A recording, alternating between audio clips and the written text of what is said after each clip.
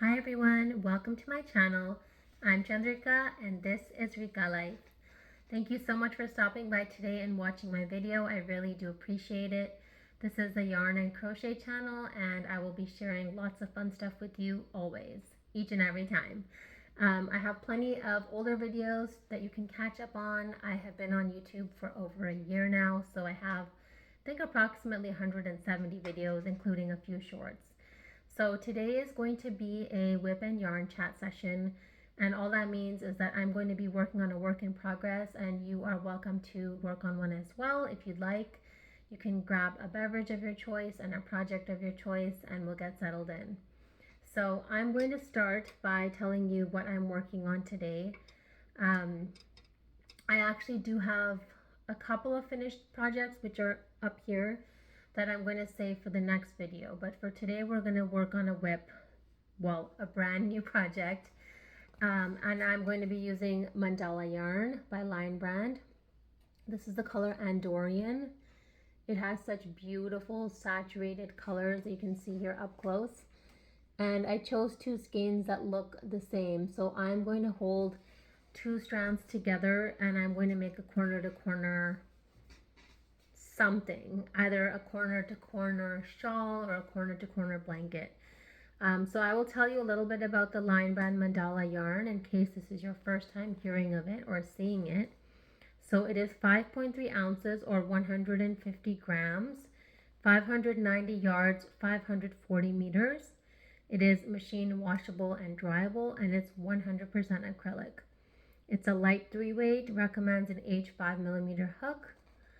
And of course it recommends to buy things from the same dye lot, but that doesn't guarantee that they will be the same, but these two are from the same dye lot. So it recommends an H5mm hook, but because I'm holding two together, I'm going to try with the J6mm hook. That's my Susan Bates J6mm hook. And so I am going to try to get to the center of these cakes. There's inevitably going to be some yarn barf. I know there's going to be some. Oh my god. I found it, I found it, I found it. Yay for me. That never happens, okay? It just happened on camera for some reason. That never happens to me. I'm usually, see how much I was going to pull out of there.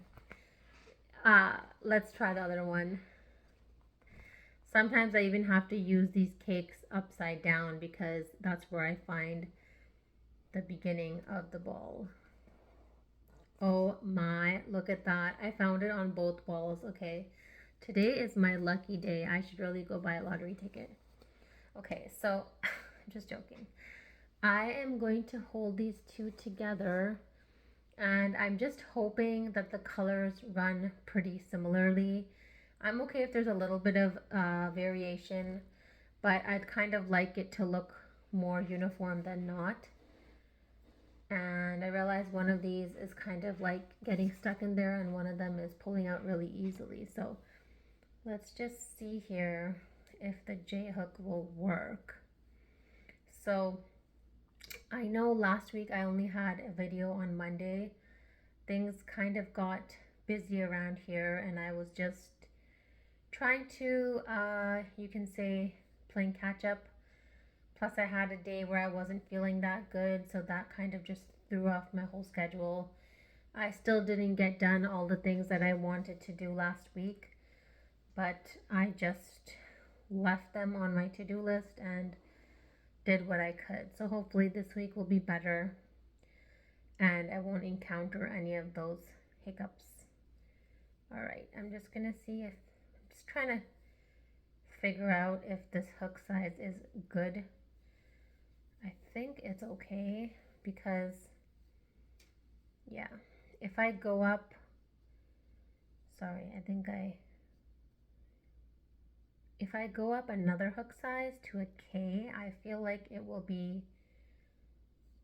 too loose, and that's the thing. So the reason for using two strands together of the Lion Brand Mandala is twofold. The first reason is that these are light number 3 weights, DK weights, and so To use up 590 yards of a DK weight yarn takes a long time.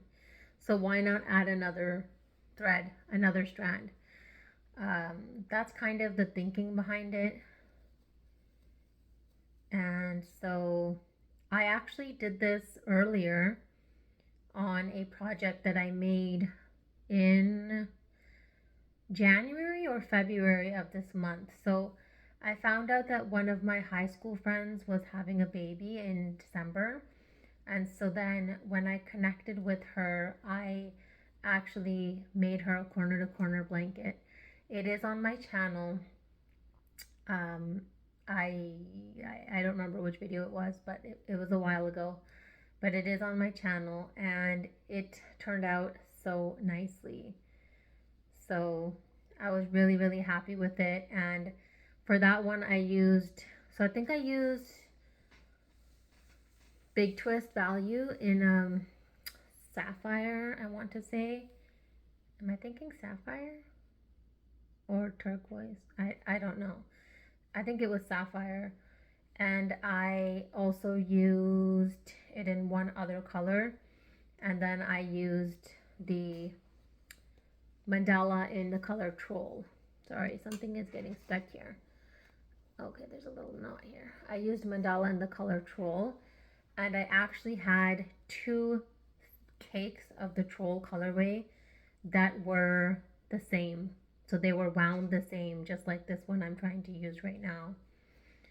That made me so happy, and it turned out so good. If I can,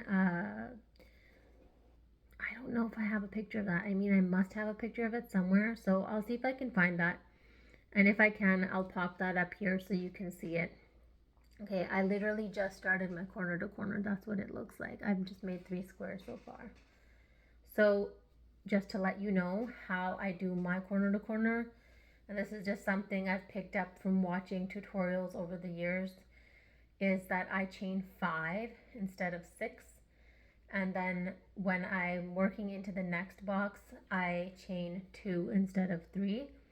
And I've found that this creates a more dense fabric, and it doesn't create as many holes. So yeah, I don't generally like crochet blankets with a lot of holes unless it's like a filet pattern, or there's supposed to be holes somewhere. So that's why even with granny square patterns, I will rarely chain 1 in the middle. I usually just work into the next space, if that makes sense to you. I just try not to have many gaps, basically. I just try to make it look dense. And I'm going to show you what I mean about that in a second here.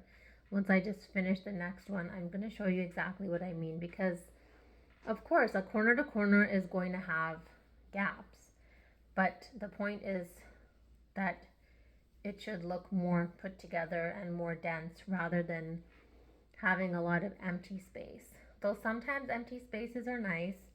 Even in shawls, sometimes empty spaces are nice. And that's what I meant. When I go to the next block, I just chain 2. I don't chain 3. And then I'll make my 3 double crochets. Yeah, so I am going to show you in just 1 second here what I mean by it not being holy. Okay, so to keep pulling it out, that's what it's looking like. And you can see this is the first row, second row, third row. So I'm up to 3 across. Now, if I pull it, you can see the holes. But this is a corner to corner, and in a corner to corner, as you keep working it up, it just becomes into this nice fabric, and is actually feeling so nice and soft. This yarn, this mandala yarn, becomes so like squishy. I love it. And I'm really liking this color. This is one of their newer colors that I believe came out in 2024, called Andorian. And I'm trying to remember if it was available at my Joann's or if I ordered it online. I don't think it was in stock at my Joann's, so I bought it online.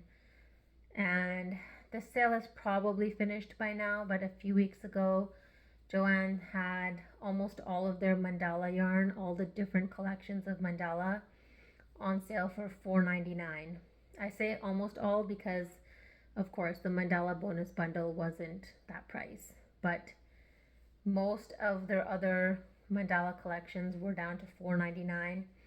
That's the best price I've seen for Mandala in a little while. So I have stockpiled, and I bought Mandala, Mandala Ombre, Mandala Gradient. I should have really bought some of the Mandala Impressions because I really wanted to try that out. That looked very nice to me as well, but I have not tried that out yet. I did make a shawl with the Mandala Gradient for my son's teacher, and it turned out really, really nice. I used about one full cake plus, I'd say, maybe a quarter of another cake, and that was just one strand, but that was a bit thicker. It was a worsted weight, so it was a number 4, and that turned out really, really nice. The color variation was really good. So I'm going to share that with you in my next video when I share a couple of finished objects. I don't want to get into all that right now because I'm kind of set up here to just have a chat with you today. So as we are crocheting, just let me know, what are you working on today? I would love to know. What is the weather where you are? I would love to know that as well. Is it already fall weather? Because here in Texas, oh my, it cooled down a bit, and I was really enjoying my morning walks, and today I went and I was sweating like a pig. It was really hot out. It's just something about, I don't know, the weather keeps going up and down. When there's like a hurricane warning and then it becomes overcast, and it really cools off, and then the sun comes back again relentlessly and it goes back up to 9,500 degrees. So we never really know what's happening here. As soon as we get some cool weather, then a hurricane comes. So I'm not complaining, but that's just how it is here. There's always something. So let me know what the weather is where you are, and whether you are in fall mode. Are you in pumpkin mode? Are you getting things ready for the holidays? Are you already crocheting Christmas presents? I would love to know. Are you participating in any markets that are coming up? Are you making things? I'm kind of having so over the summer I had all these kind of ambitious plans that I'm going to make a whole beginner series, and I'm going to do this and I'm going to do that, and I feel like I'm kind of just trying to catch up with other aspects of life right now, and I haven't put this kind of dedicated time towards making those tutorials yet. So that is still on the back burner, but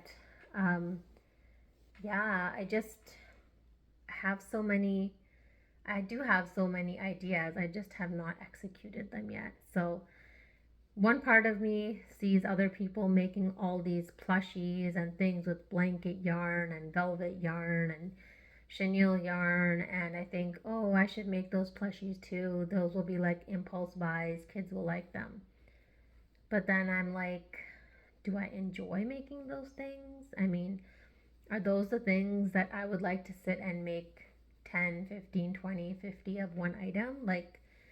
I don't think so. So I'm just trying not to put any pressure on myself. I'm trying to just kind of see where things go right now without any kind of, it would be nice to have a set goal. So I think I need to sit down and really take out my crochet notebook and figure out what do I want to work on for the month of September or October, and then get working on that. I know that I am preparing for one market that I'd like to participate in at the end of November, and of course there's so many markets happening right now, so this kind of is the best time of the year to be doing these markets. It's just that I don't have any stock for a market, and I just bought yarn that will make me happy. And if you know me a little bit, I love making things like mandalas. I love making wall hangings. I love making pillows. I love making baby blankets. I love making hats for babies and for cancer patients. I love making scarves and shawls. And so, I don't know, a big focus of what I make is for donations and is for raising money so that I can make more donations. So, yeah, I'm just trying not to put too much pressure on myself because I'm kind of going hard in other areas of life and I'm kind of trying to build some new habits. So I'm still crocheting, I'm still here, don't worry. You'll keep seeing me pop up from time to time. I'm still going to do my best to have my 2 videos here every week and also be active in the community tab and just keep you up to date with what's happening in my world. Um, I'm not going anywhere, but I just, just trying to figure out what direction I want to go in. So I think I will probably do the beginner series because that's something that I've wanted to do for a very, very long time. So in that case, I'm going to probably create a few polls, and I know that whoever's watching these videos are not necessarily beginners, but I'd just like to know that if you were starting, what kind of advice would you give to someone starting? Like, what kind of tutorial do you wish existed when you started? So, whether that's a stitch tutorial, whether that is how to make a specific kind of thing, I don't mind. I actually remember now that I had a lot of ideas written down of different small pieces that I would teach people how to make. So, yeah, the other kind of desire that I have is to actually meet in person and crochet with others. So, I do know that there is a group at my library that meets up. It's just that the timing with my kids and with my family, with it being in the evening, um, I don't know if I can make that work. So, I need to see about that. I kind of wish there was stuff in the middle of the day when I'm not as busy, where I have a chunk of time, but of course, that's when most people are at work. So I'm at home. So, yeah. What else? This is going good. You can see I made a little bit more of it, and it's getting nice and soft and squish. Like you can squish it. It's that squishy. I like it. So yes, definitely comment on this video, or you're always welcome to send me an email. My email address is rikalife11@gmail.com, and let me know what you're making. Let me know what you think about my ideas of doing a beginner series. It doesn't really have to be a beginner series, but I think it would be nice to kind of give my take on a few types of things that I've made in the past, and even trying to think back to the time when I started. So I went through my photos on my phone and I was able to find some pictures from when I first started crocheting back in 2014 in November. And I made a lot of different things, a lot of really smaller projects to start with. And I feel like those might be less intimidating for people rather than jumping into, like, okay, let's make a full size blanket, or let's, do a grafghan, let's do mosaic crochet. So I just feel like there's so many smaller projects that one can make, and it's a really good way to practice your crochet skills. And I feel like even before you even get to that point, there's such basic things that you need to know how to do. You need to know how to hold the hook, how to hold your yarn, how to work on your tension.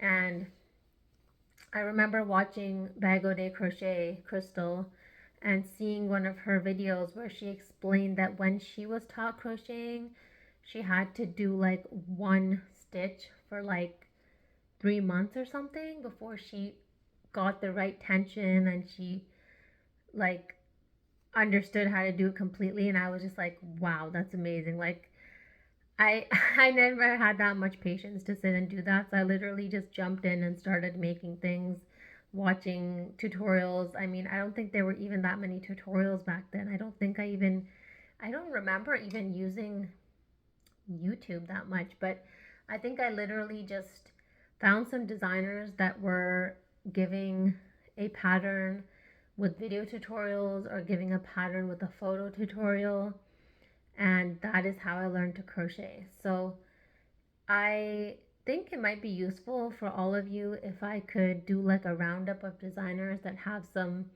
maybe beginner projects. That might be helpful as well. So I will do that, and also just, you know, maybe some of my favorite designers. So let me just write this down before I forget, because then I will forget. So I'm going to make a list of beginner projects, and those will be designer specific. And of course, hopefully they don't mind me sharing their projects on here, because I'm really just going to be linking people back to their own work. And I'm looking forward to your suggestions, because that is how I will be able to do all of this, is with your help. So definitely comment below or send me an email and let me know what you think, what kind of stitch tutorials, what kind of project tutorials, what things would be useful. I would love to also do this in person, but I feel like doing this online almost has a, how do you call it, wider reach, because these videos are going on YouTube. These videos are going all across the world. So no matter where someone is, they can learn from me. And I mean, the comments I got on the very first tutorial that I made, my Dreamy Beanie hat tutorial, were so heartwarming, and I was so thankful that people liked my teaching style and they were able to make it. And a big shout out to Zelda NRJ3 for helping me to launch that. She really created some buzz around that hat for me, so I wanted to thank her as well. So this is turning out good. These two colors are still running together. So I'll just tell you what colors I see here in the cake. So I've started off with like a maroon color. I know on the screen it looks, yeah, that's not bad representation. It's like a maroonish color. And so that's the first color of Andorian. Then it goes into like a, what do you call it? It's a purple. It's a very bright purple. Then there's a dark purple. Then it looks like there is some deep shade of purple. Then it goes into like oranges, and then back to the reds. So there's quite a lot happening in one cake, but of course I'm using two cakes. I'm hoping that this project will not use more than these two cakes, because I do have two more, but they are not matching. So if I use them, they will not be having this same effect where it looks like one yarn. If I use those two together, there'll be a lot of color changes happening. Like it might just be too busy, I feel. But to each his own, right? Like, everyone has their own preference. So I could try that together as well. I could try those two together and just see what does it look like. However the color changes, is it really abrupt or is it okay? I won't really know until I try. So I have that. I also bought the mandala in the troll colorway again, because I had really enjoyed that the first time. In those, I think the same thing happened, where two of them are matching cakes and two of them are not matching cakes. I don't yet have plans for that one, but we shall see. Even with the one I'm working on right now, right here with you, I am starting this primarily because we're doing a whip and yarn chat video. I did not have a plan of starting this yet. I do actually have another whip, but it's kind of hard to move around because it also has two strands working together. I'm going to share with you in my next video some baby boy blankets that I'm working on, and I'll share, so I have one finished one and then one that's a whip, and hopefully by my next video I'll have a little bit more done that I can show you. But I am kind of being intentional and making like 3 or 4 baby boy blankets, just so that in case there's a need to gift one or donate one, I have something. Traditionally I bought a lot of girl colors, you could say, reds and pinks and purples and oranges and that sort of thing. So I know there's no discrimination with color. I mean, anyone can use any color, but it's just some of the blankets are kind of like on the girly side, and I just thought it would be nice to have some boy colors or some more muted colors. So that's what I am working on my couch. That's the project I have on my couch. I'm still working on those teddy bears that I showed you last time. I mean, I'm just working on one, but I'm on the head now, and that is slow going. I haven't worked on that in a few days, so hopefully this week I can spend some time and work on that and finish that, because that is kind of a project that I need to get done soon and give it to the hospital. So I do need to work on that. That just takes a little bit of discipline, where I have to sit here at my desk and follow the instructions on my laptop. And yeah, all the details of that teddy bear are linked in my previous video, so if you just go back and watch that, you'll see everything below that video in the description box. All right, I think I made some really good progress here, and I think we are good for today's session. Hopefully you got to spend some time working on your whip as well. This is what I have. That makes my hands look so giant, but my hands are not giant, okay? It's just because of the camera angle. I do not have giant hands. Okay, this is what the cakes are looking like. I think it's looking good. They're fun. These are really fun color. Like, look at this. That orange that looks very neon. Yeah, so the purple looks more neon. They are neon, so there's like deeper colors, saturated colors with like really bright neon colors all mixed together. So I think this project is going to turn out really, really good. I'm very excited for it. All right, we will end today's video here. Thank you so much for watching today's video. I hope you enjoyed it. As always, I hope you have a wonderful crochetful day, and I'll see you again soon. Bye.